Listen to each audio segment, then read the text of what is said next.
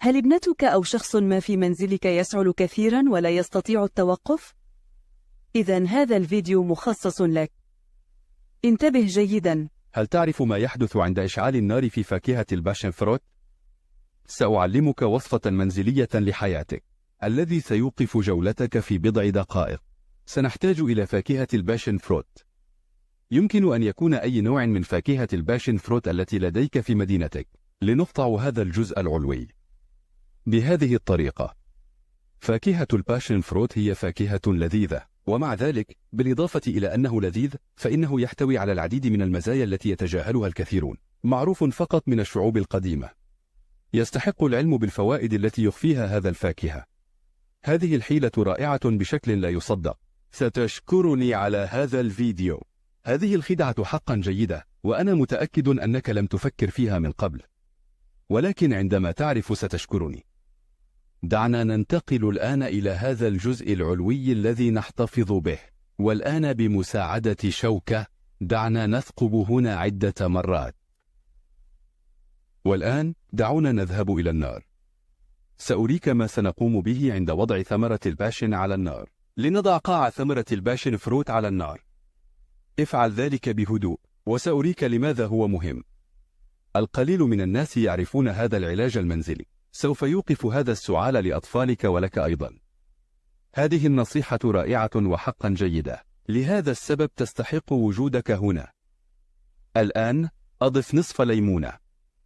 اعصر كل الليمون في فاكهة الباشن. قم بذلك بحذر لأنه بدأ في الإحماء. الآن طعم الملح.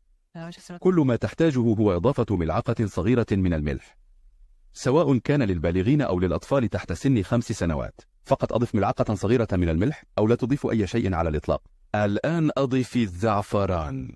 سنستخدم الزعفران فقط للأشخاص الذين تزيد أعمارهم عن أقل من 5 سنوات. فقط أضف القليل من الزعفران أو لا تضيف أي شيء. الآن سنتركها هنا على النار لبضع دقائق. دعونا نغلي فاكهة الباشن فروت. هذه النصيحة جاهزة في دقائق وهي سريعة جدا، وكل مادته من فاكهة الباشن فروت والزعفران والملح وقليل من الليمون. سوف يجلب العديد من الفوائد.